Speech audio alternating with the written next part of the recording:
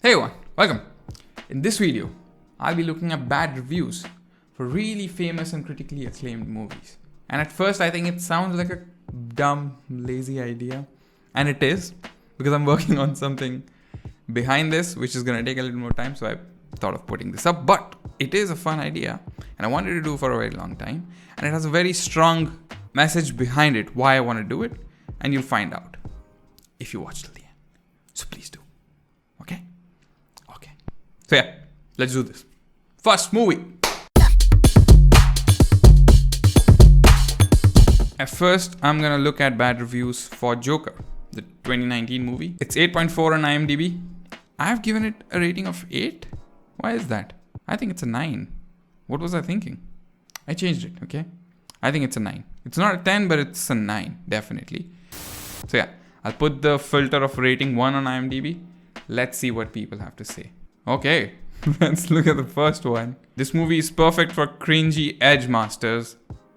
Also a perfect Oscar bait movie which is boring, depressing, and trying to hide that it has a very meaningful plot by keeping the tone dark and violent. Whoa. What does edge masters mean? Edge master, a person who's very edgy.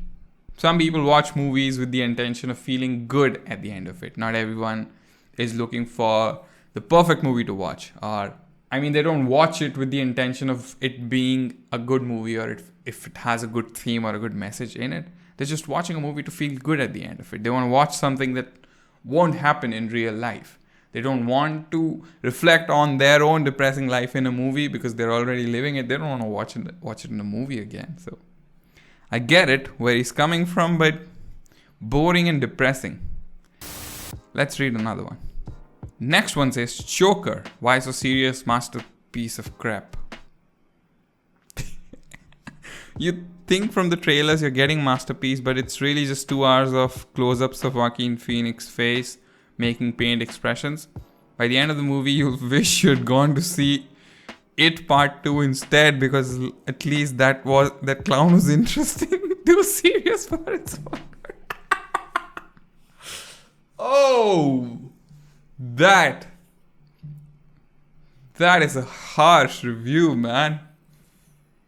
You would have rather gone to watch It Part 2 instead because the clown was interesting there. Ooh, that is harsh. Masterpiece of crap. Oh, too good.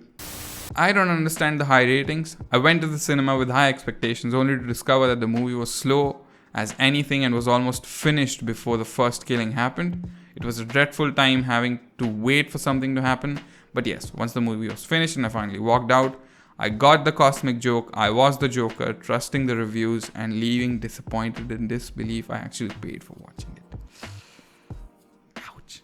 My point with this whole concept was this, that if somebody can hate a movie like Joker, they can hate anything. And I think as a writer, while I'm writing it, I'm very critical about what I write. But then I watch these reviews and I feel like if people can talk shit about Joker, they're going to talk shit about anything. So why am I being so critical and thinking that my own story might get the same reaction from people? Because that's going to happen anyway. If people are hating on such a famous and such a well-written and well-made movie, they're going to hate on every movie, every story. So why should we be afraid as writers to put our stuff out? People are going to hate it anyway. So you shouldn't care about that. You should make it as good as you possibly can. Like, at least make it good enough for you and then let people figure out if they like it or not. That's what my point was with this movie, that people are going to complain about such good movies. So they're obviously going to find reason to complain about movies from writers like us. But anyway, yeah, that was the whole point of this video. That's what I was talking about. So yeah. Anyway, let's look at another movie which I really like. That is Get Out. Let's go. Get Out has a 7.7 rating on imdb. Get Out was a masterpiece. I don't know how people have rated it 7.7. Yes, it was a bit, unrealistic at times, but still. Let's see what people have to say about it. No one raised the red flag of racism on this historical racist movie. For starters, this movie is absolute garbage. Warning, might contain spoilers. This is probably the most racist movie I've ever seen so far. A black man with a white girlfriend goes to visit the girl's white family is classified as horror film. Too many white people makes me nervous. Black people are depicted as violent individuals. The black guy's friend works for TSA. White people want black people for all sorts of slavery-related tasks. If this movie was directed by a white guy, chances are the number of lawsuits would have skyrocketed to be a historical movie with most law. Is this a kid?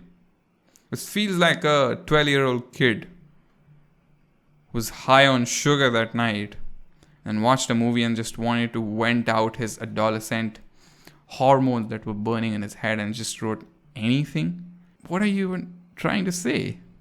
The subtlety with which black people face racism, like the small things that white people say to black people that are racist, and it can make you uncomfortable. And if you're not in that situation, you can never know. And it was directed by a black director because he must have gone through some form of it. What are you even talking about? I can't take this review seriously. It feels like a 12-year-old kid wrote it. So, race baiting hyped an Oscar for what? This movie is absolute garbage. The only acting worth mentioning is the main characters, and the overall plot seems to be written by an angry black teenager. The racism theme you find here isn't anything related to the real world like 12 Years a Slave or Django Unchained. I have no idea what granted Peele an Oscar for this film. I've seen B movies much better than this, and seeing someone go from comedy to directed, you'd be 100 times better off watching A Quiet Place directed by John Krasinski. This movie left me feeling annoyed, in fact, that I've wasted money and time on it. Even the Emoji Movie is more entertaining than Get Out. Save yourself and read a synopsis and skip the actual watching part. 0 out of 10 if I could give it. Yes, A Quiet Place is a good horror movie.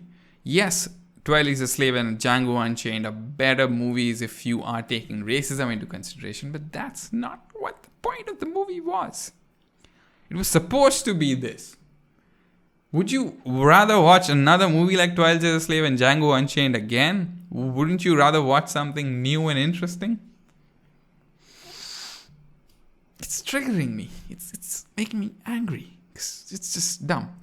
I'm gonna give it up. I'm gonna go to another movie. Let's read some bad reviews for Prisoners. Okay. Idiotic and boring. The first 15 minutes are rather good and gripping. Then the plot becomes weaker and stupider by the minute. It made me think they made up the story as they went along film. You've got one implausible fact and character after another.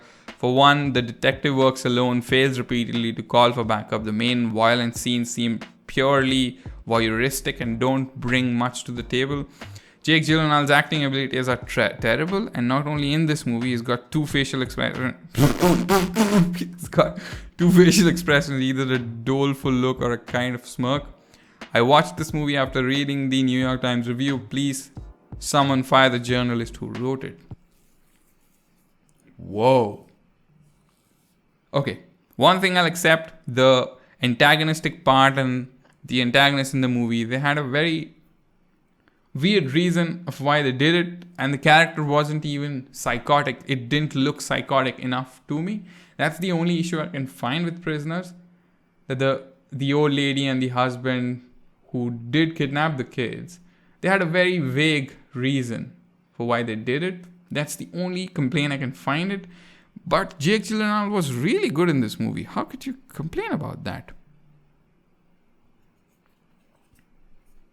The next title says, did the writers all quit? So that's a comment on writers. So let's see what this guy has to say. If I could give a rating of less than 1, I would. The best part of the movie was the trailers of coming releases. Had I left after the trailers, I would have been better off. After a good suspenseful start, this movie drags on and on with no clear connection between events. The characters are not really convincing in their roles, except for maybe Mr. Dover, unless the story is deliberately trying to convey ineptness on the part of the characters. There are far too many missed connections between elements introduced early in the story. As Lisa Simpson says, it's just a bunch of stuff that happened. A better crime drama can be seen on any syndicated police story. It is a major disappointment. It is as if the writers or actors just got tired and called it a day when they hit to the 230 mark. Is he assuming that if he uses these fancy words, ineptness, syndicated, I'm trying to find another good word, but I think they were just two.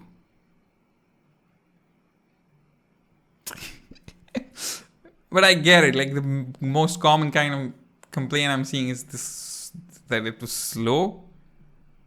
But this just, how can you hate on Prisoners, man? It was one of the best movies I ever watched. Am I the dumb one? Reading these reviews, I feel like I'm getting influenced by them. Like, it's making me think, like, was the movie really bad? But it was not, okay?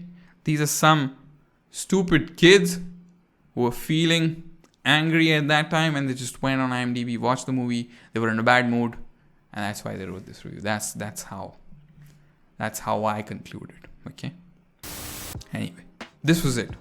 This was rather depressing because these are really good movies, but take it in a positive note. Like, people are gonna hate on these movies, they're gonna hate on everything. Like a famous philosopher once said, haters gonna hate. Yes, that's how I'll end this video. If you made it till the end, I really appreciate it. If you can drop any kind of suggestion, you can subscribe, you can drop a comment, you can like, dislike, whatever, I will appreciate. Any kind of, or what's the word, review from your side, any kind of suggestion, anything, any kind of response you can give me, I'll appreciate it. But that's it for this video. I'll probably see you in the next one. So yeah, I'm done. Thank you. Bye-bye.